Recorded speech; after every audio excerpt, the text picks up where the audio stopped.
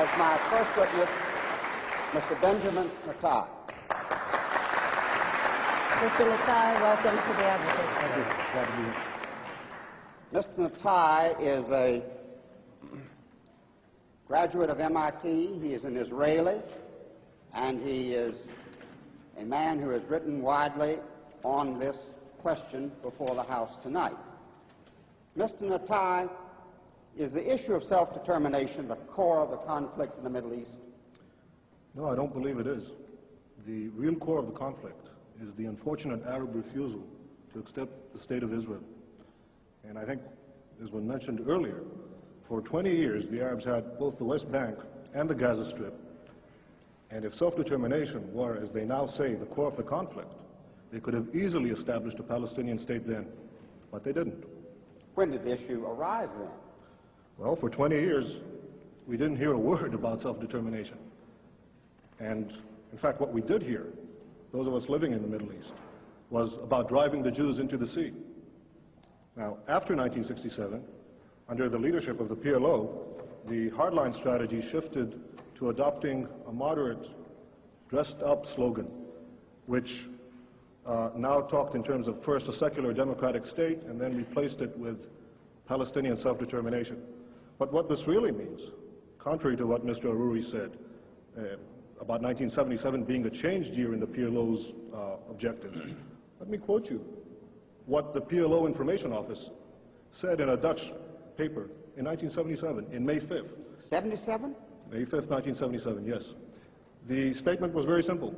Our objective remains the destruction of the Zionist state of Israel. So let's keep in mind that what we're talking about here is not the attempt to build a state, but to destroy one. Do the Palestinians have a right to a separate state? Well, Mr. Ajami has been talking about human rights. well, I think that no, I don't think they do, but I think that it's quite instructive that the Palestinians who are invoking the right of self-determination, which is an attribute for separate nations, themselves are the ones who define themselves as part of the Arab nation.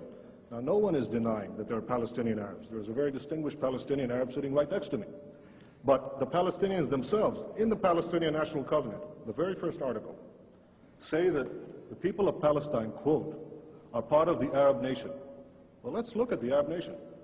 It has 21 states, an area roughly the size of the United States, and 1/6 of the entire world's wealth. Now, add to that the fact that there already exists a Palestinian state, and that is Jordan, 60% of whose population is Palestinian. I think it's quite interesting that Yasser Arafat and King Hussein, who are bitter enemies, agree on one thing, that Jordan is a Palestinian state. So what we're talking about is a demand for a 22nd Arab state and a second Palestinian state. What should be done with the Palestinians on the West Bank? There's a problem, so what should be done about it, in your opinion? Well, I think that the Palestinians in the West Bank are going to be offered the full human rights, the full civil rights, as no Arabs are offered in the Middle East. No Arabs whatsoever have any full human rights or the right to vote for their own government. Those Arabs who lived in Israel in the pre-67 boundaries are the only Arabs in the Middle East who offer that right, and I'm all in favor of having the same Arabs living in the West Bank and the Gaza Strip being offered such a right in the final peace agreement. Can we have peace in the Middle East? Very briefly, please. Yes, I sincerely hope so. Look, I'm 28 years old. I've had to defend my country in 2 wars and in many battles. Nobody wants peace more than Israel. But the stumbling block to the road for peace is this demand for a PLO state, which will mean more war, which will mean more violence in the Middle East. And I sincerely believe, if this demand is abandoned, we can have real and genuine peace. Thank you. Thank you. Thank you, President. Now we'll go to Mr. Ajami. Mr. Ajami, some questions for Mr. Natai. Mr. Natai, you've told everyone that the Palestinians on the West Bank and the Gaza Strip will enjoy full human rights. Could you tell me how that's compatible with the presence of Israeli forces in their midst? Well, the Arabs living now under the Arabs who lived in Israel, 400,000 of them, 400,000, between 1948 and 67, as I said earlier, certainly enjoy full human rights. And as I I'm said, not they're the talking only about ones. the Arabs in Israel. I'm talking about the Arabs on the West Bank Yes. and the Gaza Strip. If you let me, I'll answer your question, Mr. Ajami, please. The Arabs living in Israel are the only ones who are entitled to vote for their governments, the only ones who have representative in a parliament in the entire Middle East. Now, it's true that the West Bank and the Gaza Strip are now undergoing a period of transition. In fact, no Arab government has been willing to negotiate so far about this period of transition. And I think that when this transition, when the negotiation period is ended, there is no reason why under either Jordanian citizenship or Israeli citizenship, these Arabs will not have the full human rights, the right to vote for their representatives, as the Arabs in Israel do, as hopefully all the Arabs in the Middle East will do someday. Mr. Natai, does the state of Israel itself accept that the people on the West Bank and the Gaza Strip have the right to vote on whatever future they choose? Well, Mr. Ajami, I just outlined that in the event that this negotiation process will continue, I'm sure that what we're talking about is in fact eventual citizenship of some kind, either Jordanian or Israeli or in any other arrangement in which these people will certainly vote. Mr. Natai, you've given yourself the right to determine that you are an Israeli, but you've also given yourself the right to negate the other entity, which I think is not somehow consistent with global practice at this time, is it? Mr. Ajami, I have never rejected another entity, nor have I ever declared my intent to destroy it, least of all the Palestinian Arabs, who I fervently want to live in peace with. All I'm saying is that it is the Palestinian Arabs themselves, their leaders, Arafat, Muhsin, who Morris Abrams quoted earlier, Farouk Kadumi, the number 2 man in the PLO, these are the ones who say they are part of the Arab nation. These are the ones who say they already have a Palestinian state. There is no right to establish a second one on my doorstep, which will threaten my existence. There is no right whatsoever. Okay, Mr. Natai,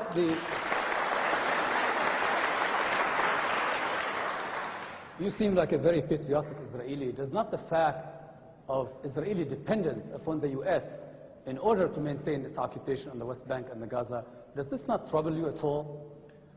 Mr. Ajami, you asked me as a patriotic Israeli, and I'll answer as someone who has fought in the Middle East. One of the things that I think is unique about Israel, in terms of all America's allies, is that it is perhaps the only one who has taken care of itself so far. And I would think that America, in fact, it's not a one-way street, Israel taking from the United States. Israel is giving the United States an extraordinary bargain in the Middle East. It's the one stable democratic ally which the United States can count on. Mr. Natai, inasmuch as you're a Zionist and are committed to a Jewish state, given the fact that demographic predictions tell us that there will be an Arab majority within the current borders of Israel, does this not challenge the foundations of the very state which you are committed to?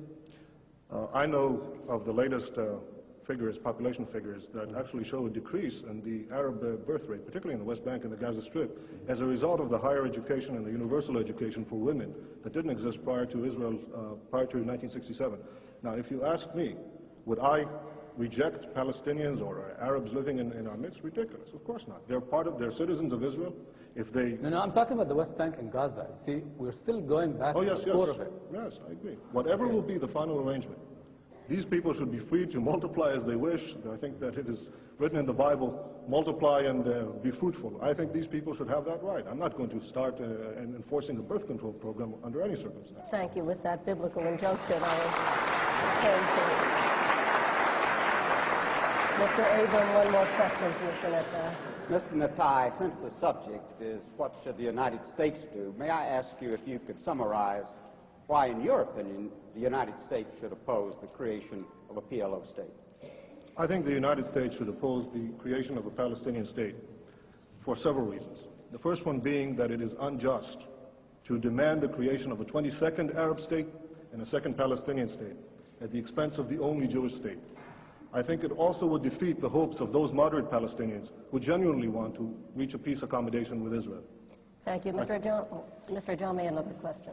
Mr. Natai, as someone who would say that you believe in democracy, do you believe that Israel can continue as a garrison state and still remain a democratic state? Mr. Ajami, either you didn't hear what I said before, or for your benefit, I'll repeat it again. No, Israel does not intend to remain a garrison state. Israel wants to live in peace and wants to be secure. If that involves maintaining military guarantees, our own military guarantees against the destruction of people who surround us, yes, I believe we should fight for our survival. If I have to, I'll fight again, but I hope not to. Thank you. Thank you, Mr. Ajami. Mr. Natal, thank you for joining us.